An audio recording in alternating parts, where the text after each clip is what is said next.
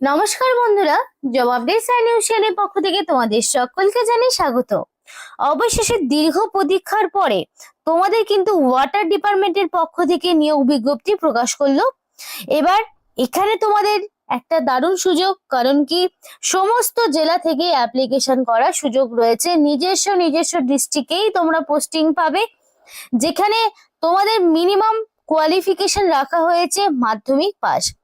তোমরা যদি শুধুমাত্র মাধ্যমিক পাস করে থাকো, যদি তোমাদের হায়ার কোনো কোয়ালিফিকেশন নাও থাকে, সেক্ষেত্রেও কোনো সমস্যা নেই। সাথে তোমার বয়স মিনিমাম 18 বছর হতে হবে, তবেই কিন্তু তুমি আবেদন করতে পারবে। সেটা ছেলে মেয়ে সকলে নির্বিশেষে, মেল ফিমেল উভয়ই তোমরা এখানে আবেদন করতে পারবে।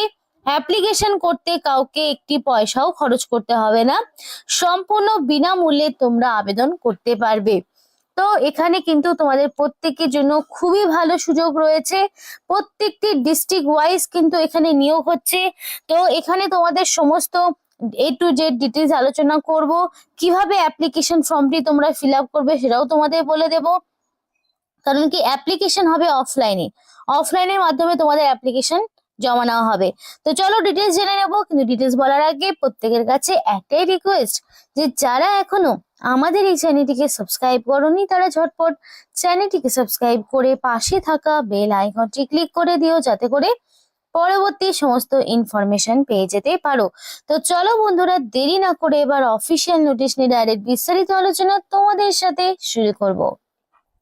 তো দেখো, এখানে কিন্তু তোমাদের সমস্ত জেলা থেকে অ্যাপ্লিকেশন করার সুযোগ রয়েছে। আলিপুরদুয়ার, দক্ষিণ দিনাজপুর, জলপাইগুড়ি, মালদা, পশ্চিম বর্ধমান, পুরুলিয়া, বাঁকুড়া, দার্জিলিং, ঝাড়গ্রাম, মুর্শিদাবাদ, পশ্চিম মেদিনীপুর, সাউথ চব্বিশ পরগনা, বীরভূম, হুগলি, কালিম্পং, নদিয়া, পূর্ব বর্ধমান, উত্তর দিনাজপুর, কোচবিহার, হাওড়া, কলকাতা, নর্থ চব্বিশ পরগনা, পূর্ব মেদিনীপুর।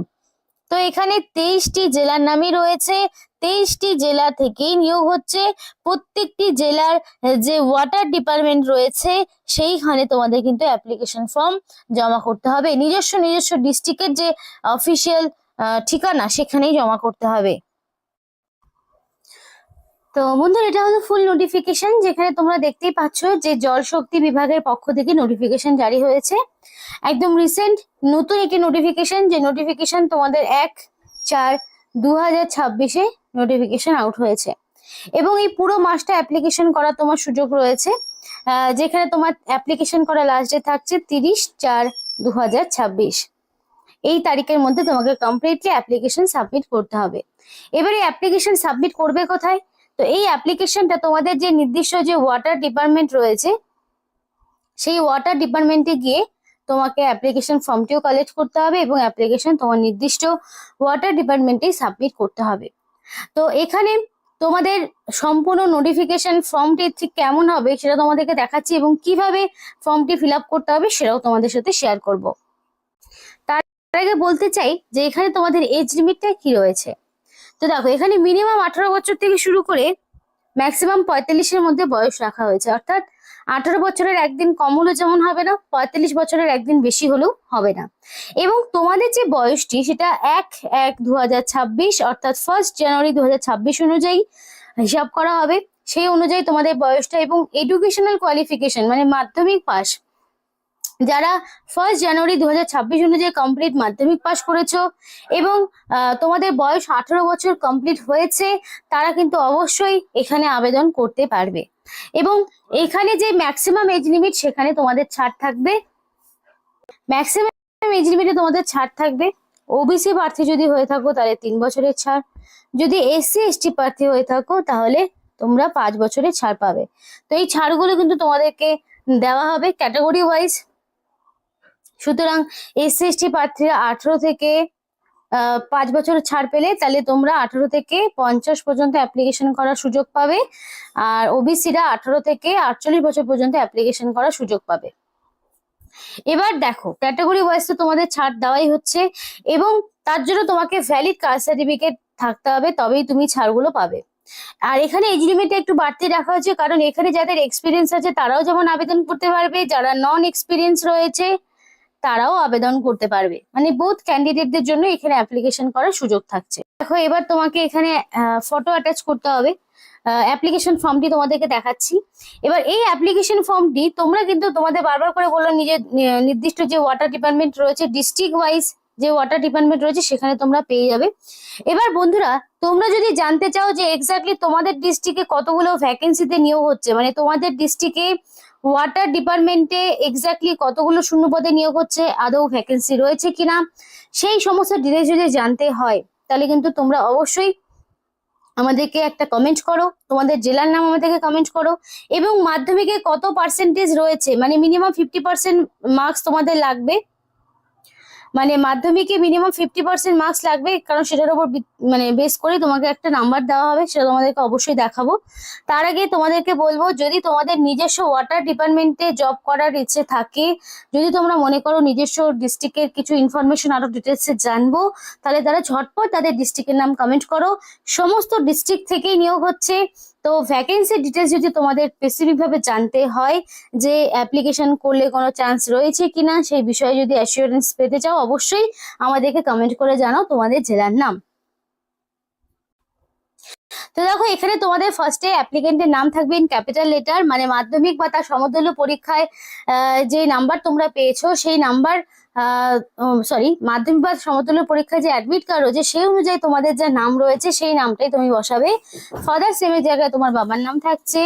ডেট অফ বার্থের এই জায়গাটা একটু কারেকশন করতে হবে, কারণ এই জায়গাটা ভুল রয়েছে কোনো কারণে, যে অ্যাপ্লিকেশন ফর্মটি আমি ডাউনলোড করেছি সেখানে কিন্তু এই জায়গাটা একটু ভুল আছে। এখানে কিন্তু তোমাদের হবে 1/1/2026, এইটা হচ্ছে এখানে ডেটটা হবে, এবং এখানে তোমাদের সেই অনুযায়ী কত বছর কত মাস কত দিন হচ্ছে সেই জায়গাটা তোমাদেরকে দেখে নিতে হবে।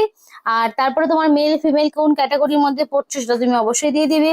তারপর তোমার পার্মানেন্ট হোম অ্যাড্রেস, মানে যেখানে তোমার ভিলেজের নাম থেকে শুরু করে পোস্ট অফিসের নাম, পুলিশ স্টেশনের নাম, ডিস্ট্রিক্টের নাম, pincode, state, A to Z details থাকবে। এবং অ্যাড্রেস প্রুফ হিসেবে তুমি যদি আধার কার্ড দাও তাহলে আধার কার্ড অনুযায়ী যা ঠিকানা রয়েছে সেটা তুমি দেবে। কোরেসপন্ডেন্স অ্যাড্রেসের ঘরে কোরেসপন্ডেন্স অ্যাড্রেসের সমস্ত রকম ডিটেলস তোমার থাকবে। তারপরে তোমার ক্যাটাগরি, তুমি general, SC ST OBC EWS কোন ক্যাটাগরির মধ্যে পড়ছো সেই ক্যাটাগরি দেবে। ইউআর হলে তো কোনো রকম সার্টিফিকেট দেওয়ার ব্যাপারই নেই, আর যদি তোমরা বাকি ক্যাটাগরির মধ্যে পড়ে থাকো অবশ্যই দেবে। এবং তোমরা যদি BPL এর আন্ডারে পড়ে থাকো তাহলে অবশ্যই ইয়েস, যদি না পড়ে থাকো তাহলে নো, আর থাকলে সার্টিফিকেট অবশ্যই ম্যান্ডেটরি।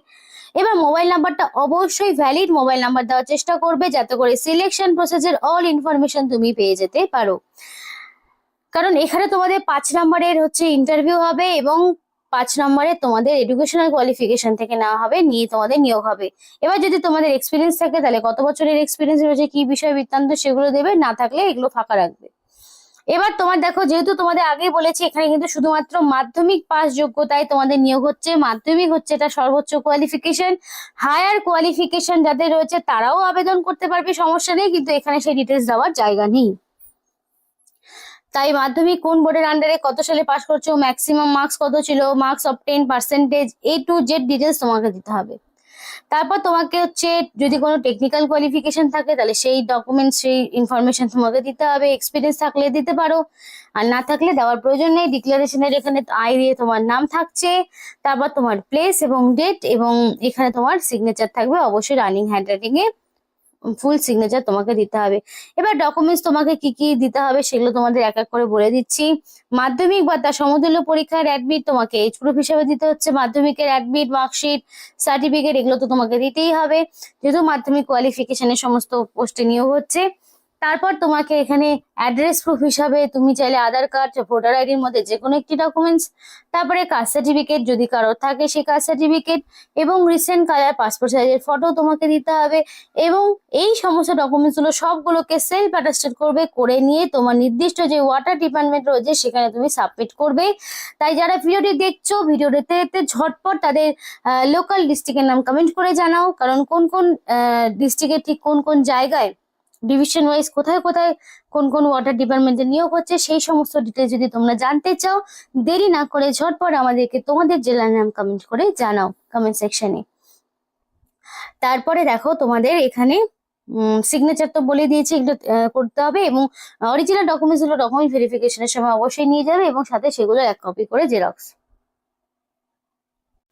এবার তোমার যে সিলেকশন প্রসেস, একটা পার্সেন্টেজে তোমাকে নিয়োগ করাবে, যেখানে মাধ্যমিকে মিনিমাম তোমার 50% মার্কস লাগবে। সেই 50% মার্কসের ওপরে তোমাদের একটা 5 নাম্বার রাখা হয়েছে, তার উপর বেস করে তোমাদেরকে নেওয়া হবে। যেমন ধরো মাধ্যমিকে যদি 50% পাও তাহলে তোমাকে নাম্বার দেবে 2.5।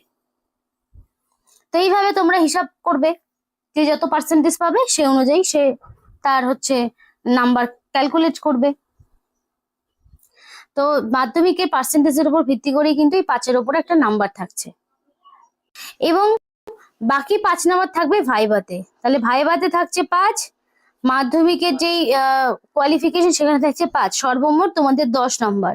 এই 10 নম্বরের উপর ভিত্তি করে যার মেরিট লিস্ট যত এগিয়ে থাকবে সে এখানে চান্স পাবে।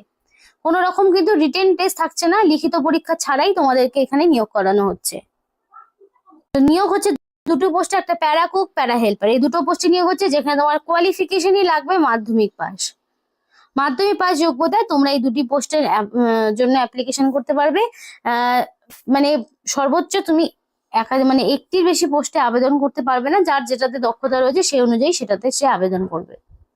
তো এই ছিল আজকে সম্পূর্ণ নোটিফিকেশন। অবশ্যই তোমরা 30/4/2026 মধ্যে কমপ্লিট অ্যাপ্লিকেশন করে ফেলো।